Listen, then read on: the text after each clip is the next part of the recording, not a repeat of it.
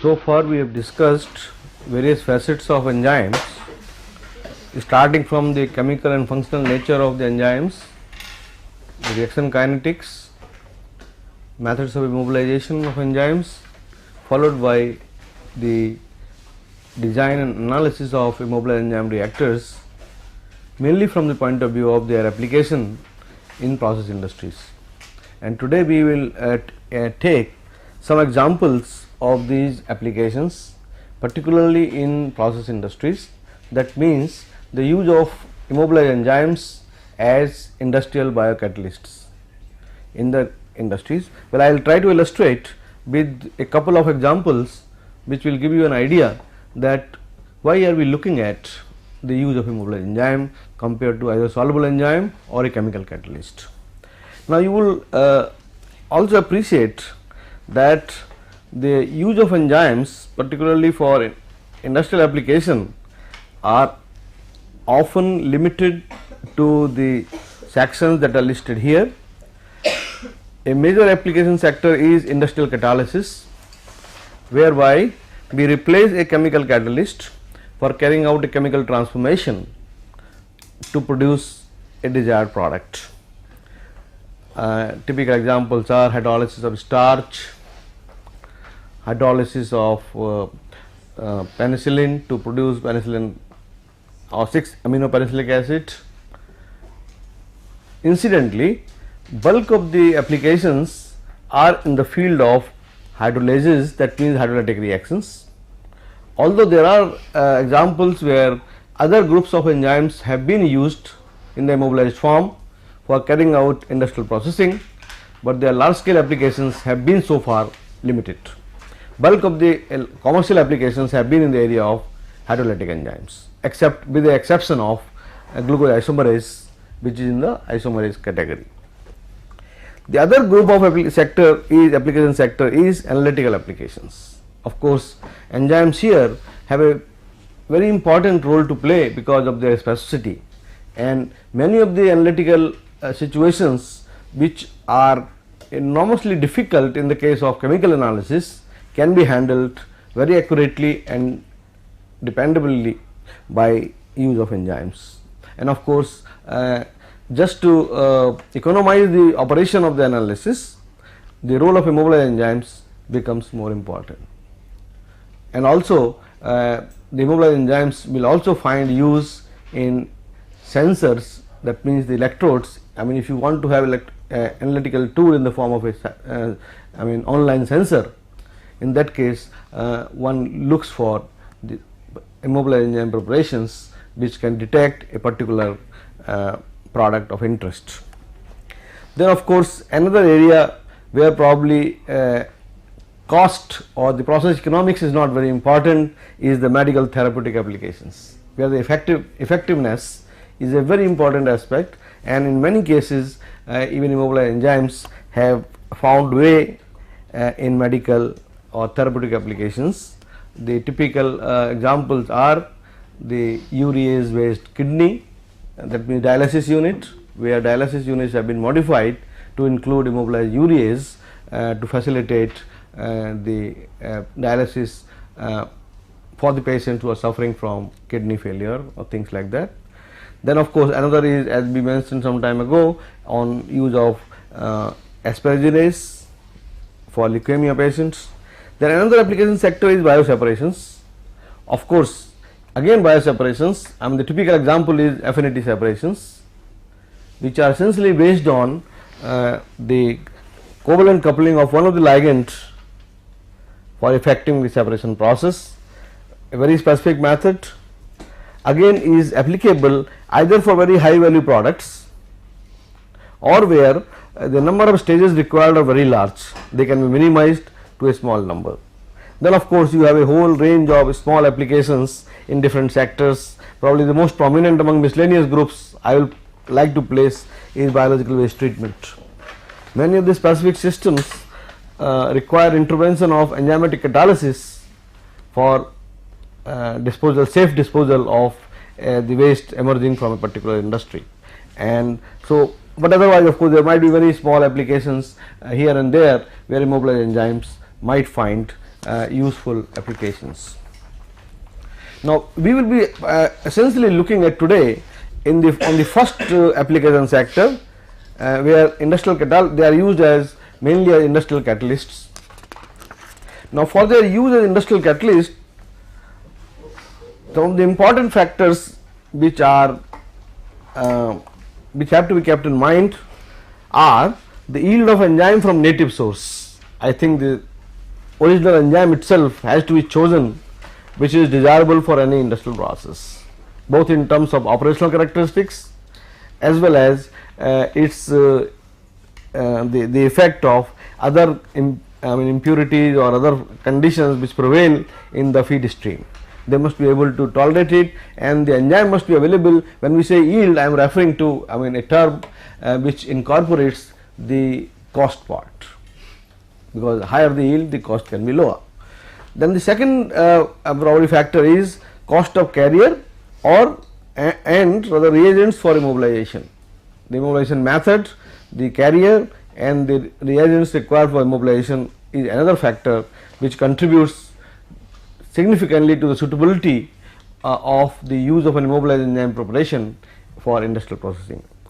Then of course, activity of immobilized biocatalyst, the final activity which has to be used for catalysis, and of course, operational stability of the immobilized biocatalyst. Again, this is a factor which determines the whole process economics.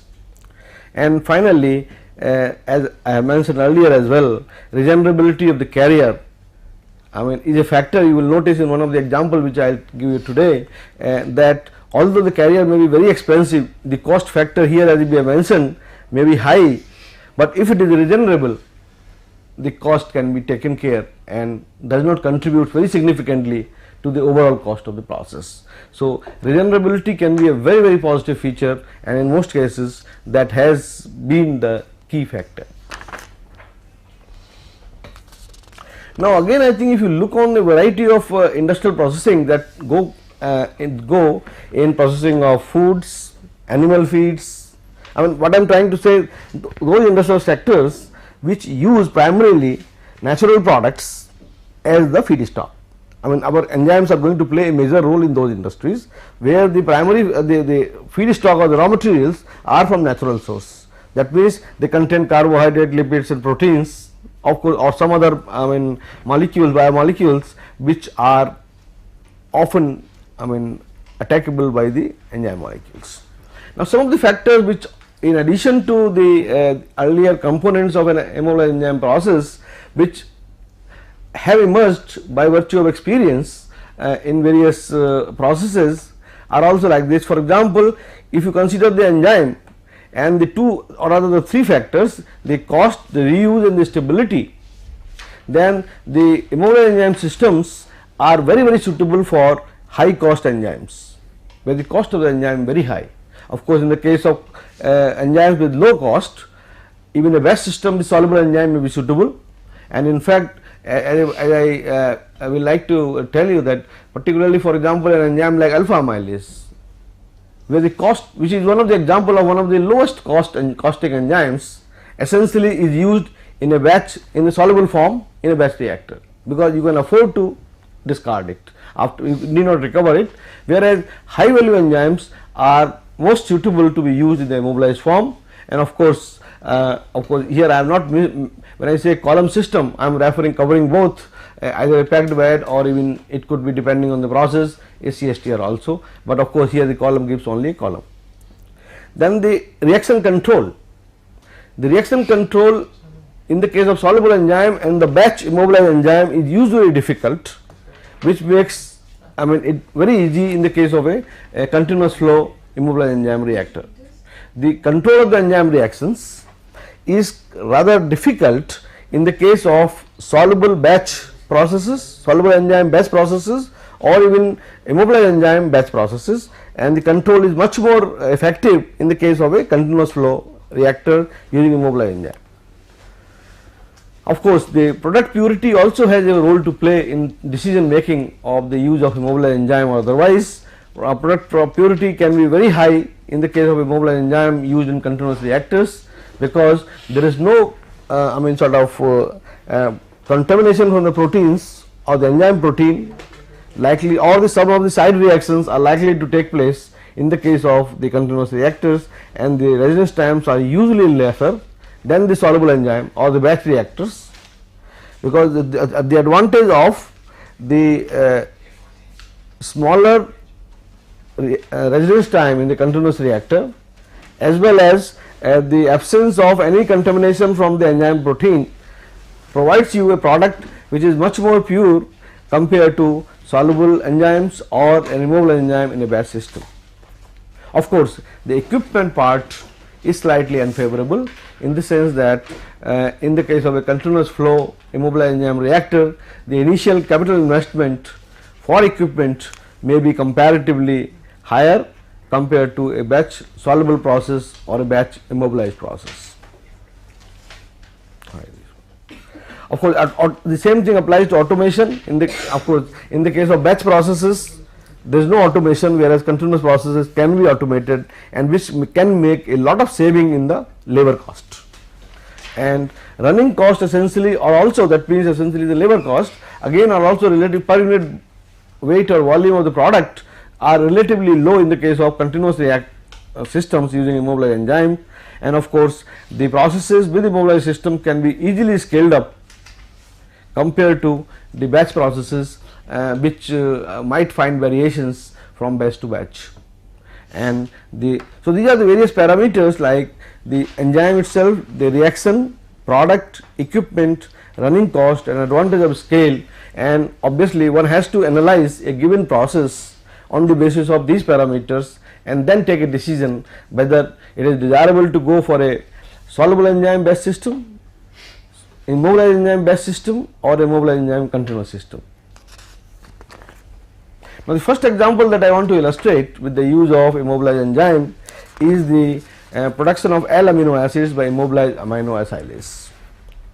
Incidentally, I mean this example has a interest in the sense, and why I chose was that this was probably the first commercial process used anywhere in the world using immobilized enzymes.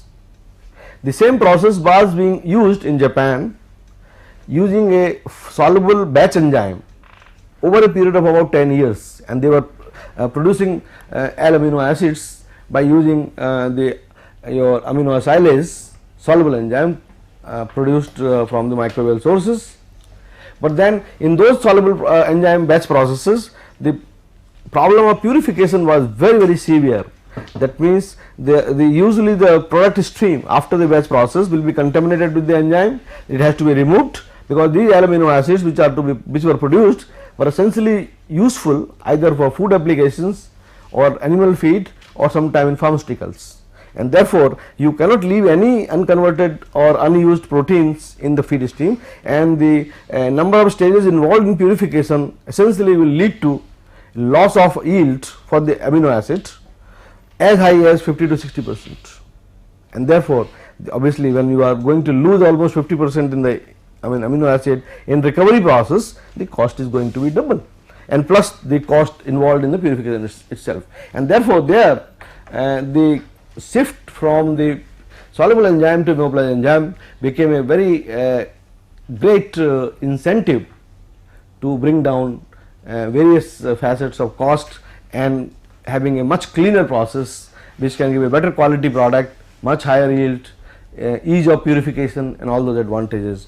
Now, normally these amino acids, when they are synthesized by chemical route, they are reciproc mixture of D and L, and one of the they get in the final stage as DL acyl amino acid. Now, this, when I am saying L acyl amino acid, this R could be anything, the whole range of amino acids, and specifically of course in most cases depending on the amino acids there is a corresponding amino acylase. Of course, some of the enzymes are little less specific, that means they can act upon 2 or 3 different amino acids, but most of them are very specific to a particular R group, particular amino acid, and they are produced, and the DL acyl amino acid can be hydrolyzed by the enzyme, suitable enzyme which hydrolyzes or recognizes the particular amino acid to give the L amino acid, it gets deacylated, and you get L amino acid, and D form remains unconverted, untouched. And of course, essentially that means what happens, you get a mixture of L amino acid and D acyl amino acid. Now, these two molecules essentially have a very distinct difference in their solubility at different pH, very distinct. So, by adjustment of pH and taking advantage of solubility, the L amino acids can be easily crystallized and produced in a very pure state without much of headache of removing proteins or deactivation of the enzyme or separation of the unconverted D form. Now, as a matter of fact, the same process also gave a side effect, or rather a very important tool to produce even D amino acids, because the D acyl amino acid can then be which is separated out after crystallization, can even be chemically hydrolyzed to produce D amino acid. There is no problem, and D amino acids are used as raw material for many of the keto acids which are used as raw material in pharmaceutical industry. Well, of course, until then, from the racemic mixture we were isolating L amino acid and the balance was almost wasted. Now, here the process economics becomes very attractive, because while you are able to isolate L amino acid with a much better yield, you are also able to use the residual material D amino acid, either if it is required for keto acid, or alternatively this can be again racemized chemically, by just chemically means just by change of pH. Essentially it gets racemized again to a DL mixture, and the whole process can be repeated till almost 100% of the amino acid is recovered in the L form. And of course, you get the corresponding fatty acid also produced in the system, which is separated from the mixture.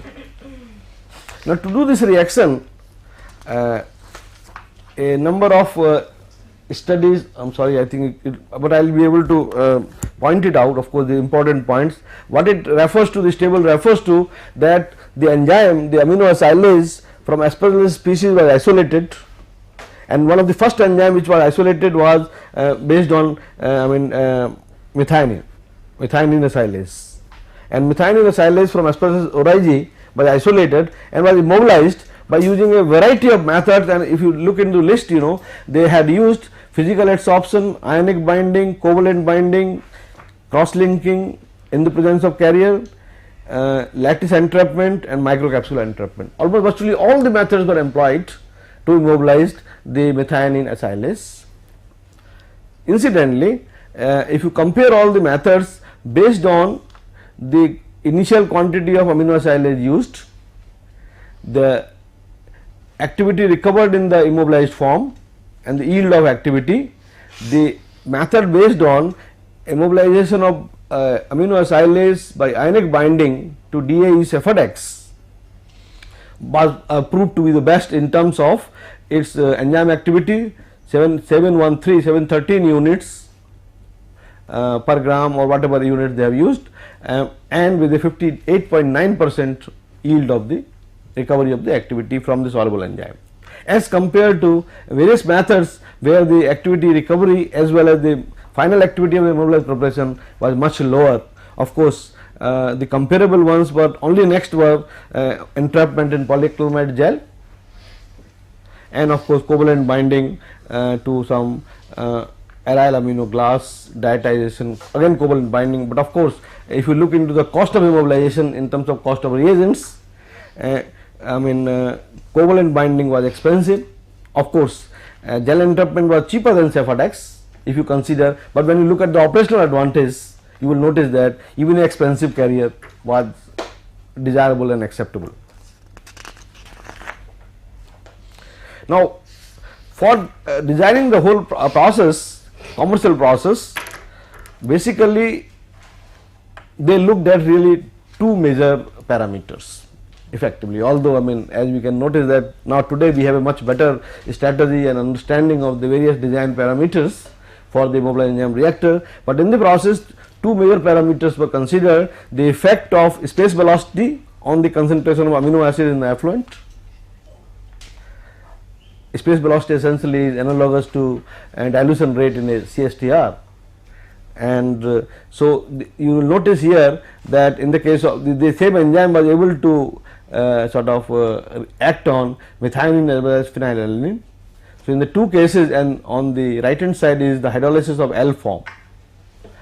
In fact, at a concentration of 0.1 molar, the reaction stopped when almost 100% hydrolysis of the L isomer was completed, and the kind of profile you get is almost a sigmoidal profile, and at a space velocity of approximately about 8 hour inverse, the reaction was complete, and that means 100% of the L isomer was hydrolyzed and recovered. Now, if you notice here some of the experimental conditions, aminoacylase was immobilized by ionic binding to DHF(X). 0.2 molar concentration of the substrate was used, containing 5 into 10 to the power minus 4 molar cobalt salt, which acted as a stabilizing agent, stabilizer for the enzyme, and reaction temperature was 50 degrees centigrade. And now another parameter which they considered was the pressure drop. Probably that they considered just to find out the height of the column, and they noted also that the pressure drop across a column bed followed a very typical the fluid dynamic expressions which are available, and it was proportional to the space velocity as well as to the length of the height of the column. And essentially they selected the height of the column based on the pressure drop limitations, so that they do not have to face very severe pressure drops. Particle size was chosen according to that. They did not make any further analysis based on internal mass transfer or anything else. The space velocity and pressure drop are the key parameters which were studied, based on which the whole reactor system was designed and operated continuously. Now, this is a process flow diagram that is still in operation in Japan. Of course, has been in operation since 1963, the first sort of system which came into being and still being operated. Now, as you notice here, this is the storage tank for the acetyl, the racemic mixture which comes, let us say, from chemical synthesis. Now, here we just pass it through a heat exchanger just to maintain the temperature 50 degrees and pass through a immobilized enzyme column. And of course, there are arrangements for temperature, pH and flow rate control. Then the final product from the packed bed column goes to a concentrator, where it is concentrated just to take advantage of solubility and crystallization, and it gets the L amino acid gets crystallized, separated, and crystalline L amino acid is separated. And obviously, crystallization being used as a method, one is very it's a very favorable method for purity of the product. And the D-acyl amino acid then is separated and is taken to a separate tank for racemization, where pH is changed and racemization occurs, and this mixture is again fed back to this tank, is a racemic mixture, and again good. And as a matter of fact, the whole process produces almost a conversion of 100% conversion of DL to L amino acid ultimately. And of course, alternatively there have been attempts also where the D-acyl amino acid can also be produced by hydrolysis, chemical hydrolysis, to produce your D amino acids, which are also raw material for keto acids in the fermentation industry, in the pharmaceutical industry. Now, the operational stability and regeneration of the carrier, I think the one point which I was addressing. As you notice that these columns, the actual data is that they have quite a stable performance, in the sense that in about let us say more than about 32 days of time of continuous operation, more than 70% of the activity is retained. As per their plan, they regenerated their material after one cycle at about 72% of the activity was lost. They stopped the reactor, added more enzyme, whatever loss has taken place, 30% and 28% enzyme was additionally added and equilibrated, so that the enzyme reaches again to the original loading capacity. Again the reactor was started, and of course this can also be done by using multiple columns. Instead of using a single column of large capacity, one can break down the total volume in smaller capacities and staggered operation.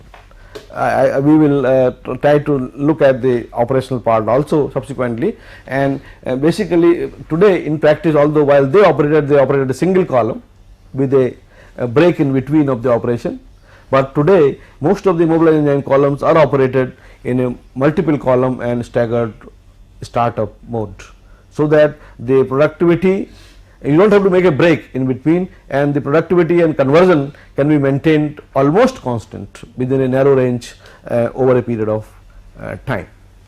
And the regenerated enzyme again went down and can be again regenerated, and this cycle is continued over almost about 32 days period. And now you notice that, now I think let us look at the cost part, their process economics, and this was the data given by presented by the authors themselves who carried out the commercial operation. And if you compare the production cost of L amino acids by batch which was being operated originally, that means prior to 1963, it was a batch soluble enzyme process and a continuous immobilized enzyme process. Now this is a comparison, and this is the fraction of the relative cost. So first thing, I think first point to be noted is that the cost of production of the product per unit basis has come down to 59%. Whatever was the original cost, 100% of this L amino acid, and this is the case in the case of methionine. In fact, these data are in the case of methionine, and a similar analysis applies to almost all amino acids. The cost of production per unit quantity of the product comes down by about 69% total cost.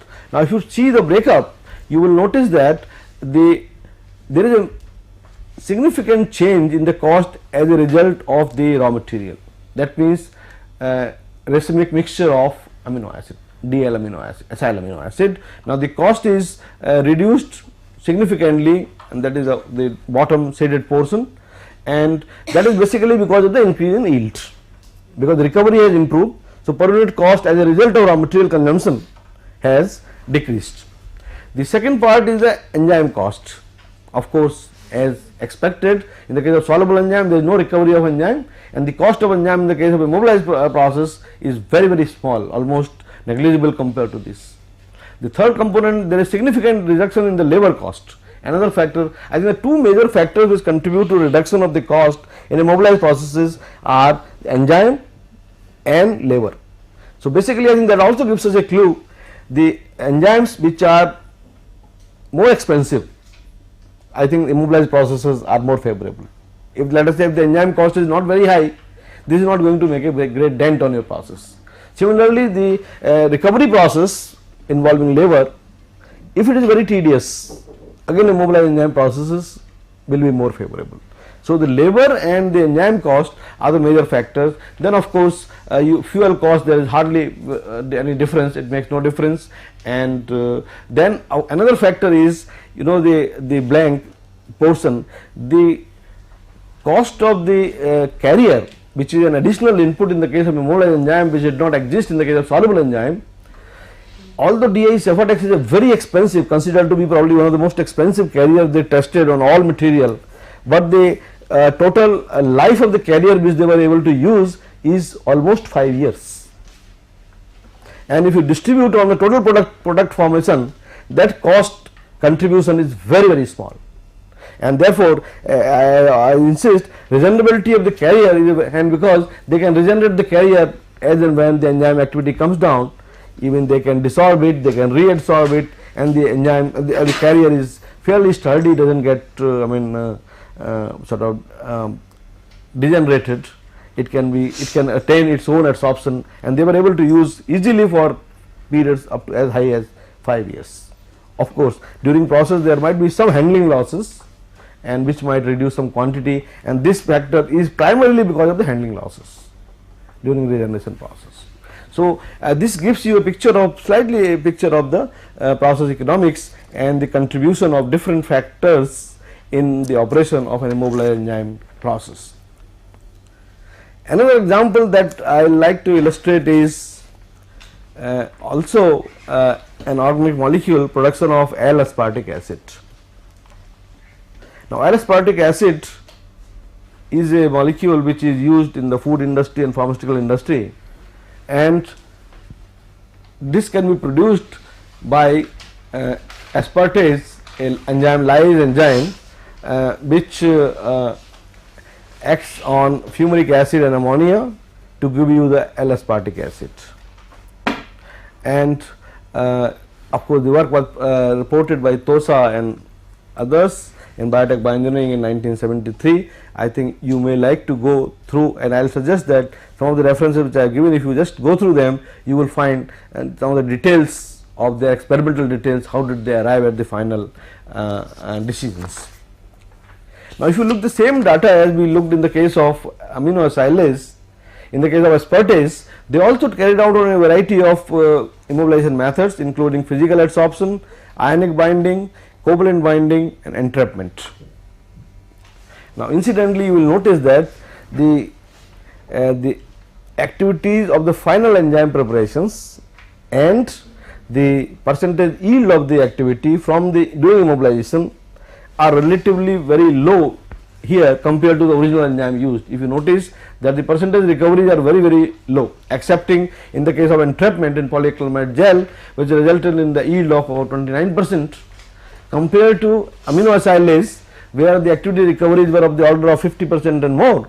Here it is only 29%, but still 29% is the highest, and probably one has to accept it, but otherwise the activities were not, and that is one of the reasons I think, just to illustrate the point, that although they started with using immobilized aspartase for producing aspartic acid, but they discontinued very shortly and shifted to an immobilized cell process, where these losses were not there. They immobilized the whole cell itself, and the activity, the whole activity was retained, and they could use, and the process was much more economical than the immobilized enzyme process. But of course, this is just one example where I want to illustrate that, you know, in what conditions you have to shift over to. One is that, I mean, if there is an enzyme which is intracellular and the recovery and purification cost is very high, probably immobilized cells will provide an answer. On the other hand, if the immobilization method is not able to produce, you are not able to get a good method which can recover a good yield of enzyme, or the final activity in the high amounts, in that case also immobilized cells may be a easy or a suitable answer. Now, if you look at the same enzyme aspartase operation, continuous operation in the packed bed reactor, now this gives you the percentage of the L-aspartic acid recovered in the product stream, and they carried out at two different substrate concentrations, 0.2 molar and 1 molar of ammonium fumarate. Two different substrate concentration of the concentration, and you notice that the performance over the operating time is totally different as a function of even substrate concentration. And you notice that in the case of 1 molar ammonium fumarate, it is able to reach about 50% activity in 20 days time. It goes down to 50% activity in 20 days time. When you take lower substrate concentration 0.2 molar, the activity loss is much higher, and over the same period of time, instead of 50%, it reaches to about 25%. And essentially this is a case where if you recall, we discussed the substrate dependent enzyme decay. You know, we discussed two cases of enzyme deactivation during continuous operation of the reactor. One was substrate independent, where as in the earlier case, in the case of aminoacylase, substrate concentration plays no role and the deactivation constant is predominant, but in the case of the aspartase, it is a substrate dependent deactivation, and higher the concentration of the substrate, the operational life is comparatively better. This is the operational profile. For 0.2 molar, it deactivates much faster, and you see that in 20 days time, almost 25% of the enzyme, only 25% of the enzyme is left, 75% has got deactivated, and here in the same period almost 50% of the enzyme is present at a higher substrate concentration. So therefore, one has to also look about the deactivation kinetics, because that will also play a important role. The third and perhaps the a very simplistic example is of the hydrolysis of starch for the production of glucose. Now, essentially the hydrolysis of starch goes through three different stages: gelatinization, usually a heat treatment process; starch gel, which is acted upon by alpha amylase. As I mentioned in the beginning itself, it is a very economical, very cheap enzyme cost wise. When I say cheap, I am referring to comparable to the cost of other enzymes, and therefore it is used usually in soluble batch process at a very high temperature, because even the alpha amylase is a very thermostable enzyme and can be operated at temperatures even 100 plus, and therefore the gel gets immediately liquefied by, and it is a very fast enzyme. The specific activity is very high, and therefore the enzyme very speedily converts the gel into a liquefied starch, which is essentially a mixture of dextrins, small chain length starch molecules. Chain length varying between not more than 10, usually 6 to 8, but the dextrins should not have more than 10 glucose unit linked together, and then these dextrins essentially, now this is a step which is a rate limiting step in the whole process. The dextrins to glucose by amyloglucosidase or glucoamylase is called as glucoamylase also, and now this has to be, now this step essentially has been carried out using immobilized enzyme in continuous reactors, so that one can take advantage, and the whole process can be controlled by this step. Now, of course, a very large number of studies have been carried out on immobilization of glucoamylase. One of the very strong design, the process which was designed in US by Beetle and group, which was based on adsorption of glucoamylase onto porous silica. Porous silica beads were taken and the enzyme was adsorbed onto that, and obviously you will appreciate that the cost of the product is not very high. So, one cannot afford any expensive immobilization method, even if the operational stability is not very high, it does not matter.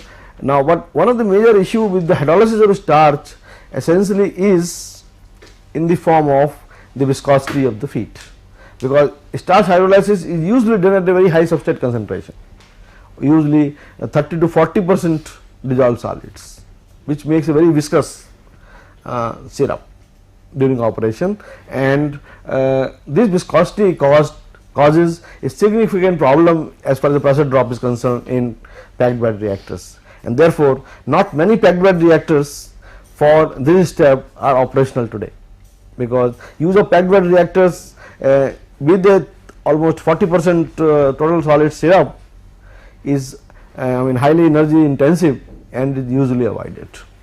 And as an alternative, some people have even proposed to use a CSTR, whereby one can use a stirred vessel, a classical system where one can add substrate maintain the feed of substrate feed at a constant reservoir, and a agitator paddle, then a stone filter just to retain the immobilized enzyme particles, and the material is filtered through this stone filter and passes through a peristaltic pump to a charcoal column, which removes coloring matter or other impurities in the, of course depending upon the further application, it may be deionized and other operations may be done, concentrated, and of course you can collect the product.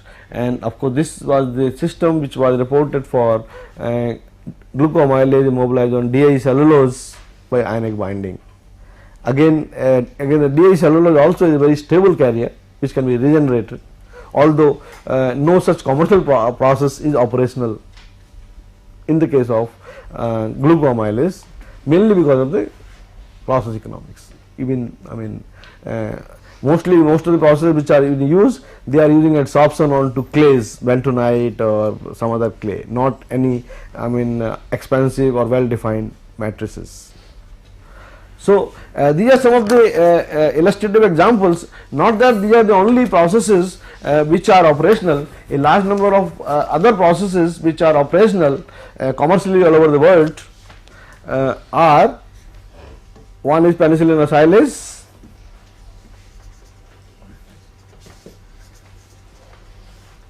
which gives you from pen G or B plus H2O.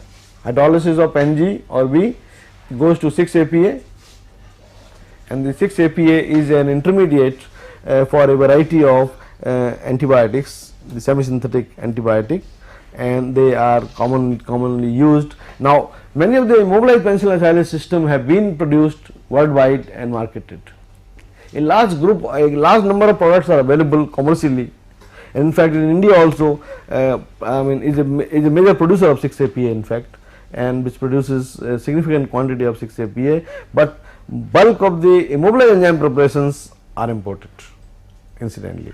And of course, the products are available from many countries, Astra in Sweden or Bchem in UK, Toyozozo in Japan, or even for example Carrier, some industries which are making their own immobilized enzymes here in house, they are also importing the carrier. Of course, it makes no difference if you import the carrier, bulk of the cost is already paid, and like from Toyozozo Japan. And this is another example where immobilized enzymes are used commercially and in very large quantities. Then you have inversion of sucrose. A very typical example or a very typical illustrative example from the point of view of India. You see, world over the production of a glucose fructose syrup is mediated through corn. Corn as a starting material, corn is hydrolyzed to produce glucose, corn is a source of starch, corn to starch to glucose, and glucose isomerization to fructose, and a equimolar mixture of glucose and fructose. But in India, corn, a good quality corn meant for this purpose, that means sweet, what we call as sweet corn, is usually not available, and the relative cost of corn is also high in India because it being a staple food. So it does not meet the requisite commercial requirements, and but still to produce glucose fructose syrup for many of the food industry applications, and the major consumer of glucose fructose syrup in India is the beverage industry. In fact, most of the products, for example the beverages particularly of Pepsi and Coke, they are based on glucose fructose syrup. They do not use sucrose as a sweetener. Because of the use of glucose fructose syrup in their parent countries, principal countries, their processes are based on, they need glucose fructose syrup, otherwise the product taste and product specifications will change.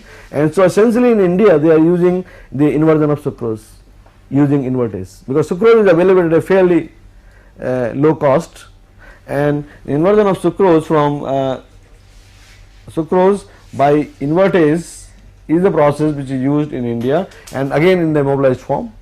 And there are a number of at least 3 or 4 major units which supply glucose fructose syrup produced from sucrose. Then another process is for malic acid from fumaric acid.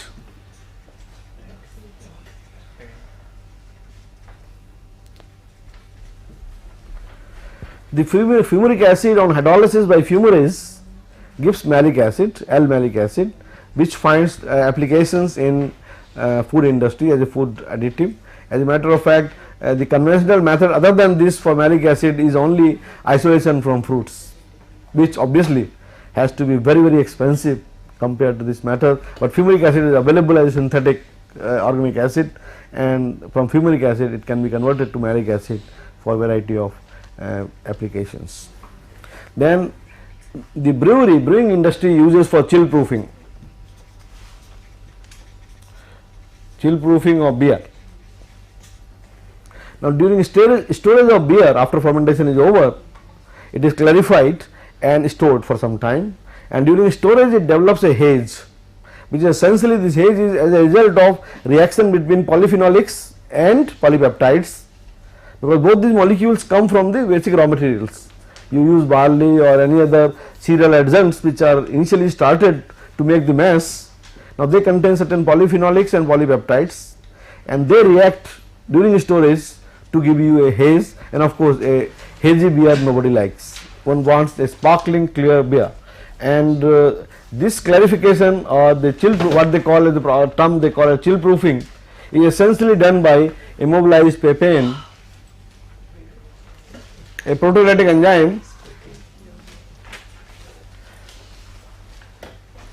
papain, a proteolytic enzyme which is immobilized and used in a column to remove, because it essentially degrades polypeptides, or even polyphenol oxidases also have been used, mixture of the two, so as to degrade those molecules and remove the haze, which can be filtered and the clarified beer is available.